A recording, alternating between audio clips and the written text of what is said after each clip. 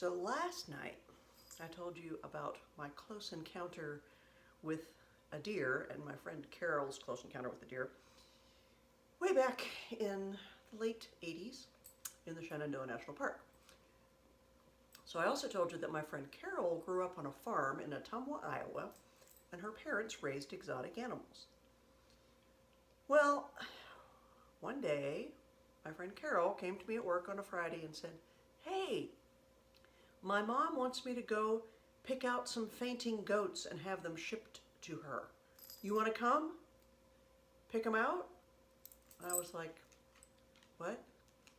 She goes, "Fainting goats." I'm like, say that again.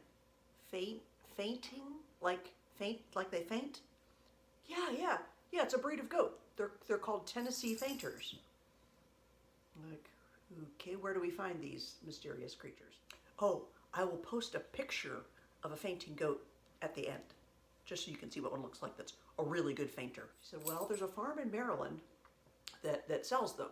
And so my mom wants me to go and pick out half a dozen of them, and then we'll have them shipped out to her farm in Iowa.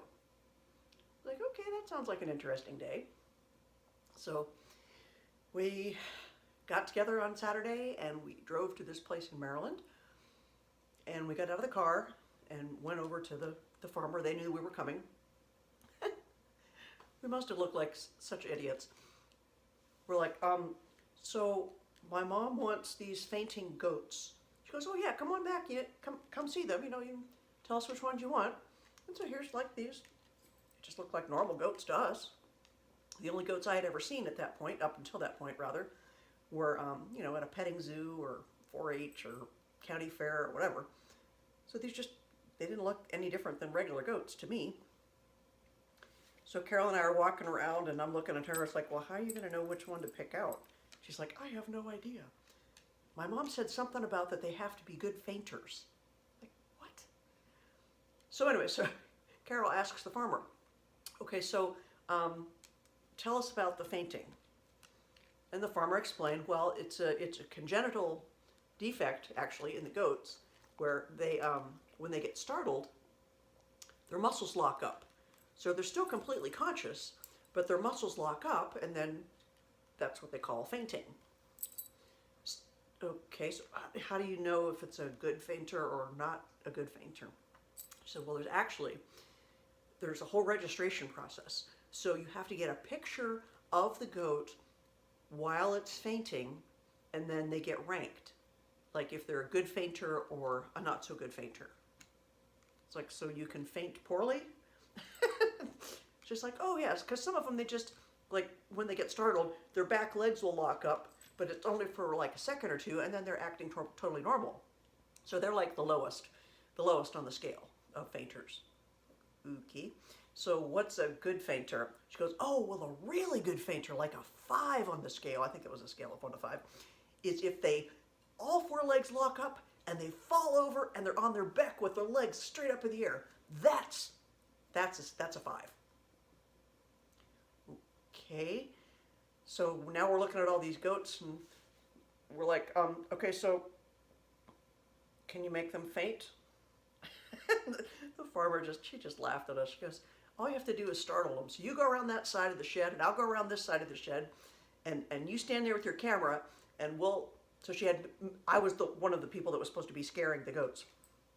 So me and this farmer are like trying to sneak up on these goats and startle them so that they would freeze up and lock up and fall over.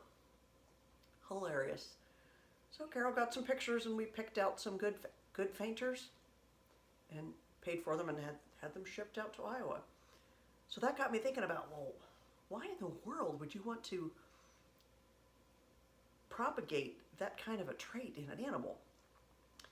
And if you look it up online now, the only thing that you will find online is that some guy from Sweden maybe came here in 1890, and he settled in Tennessee, and he brought with him these 4 stiff-legged goats, they called them.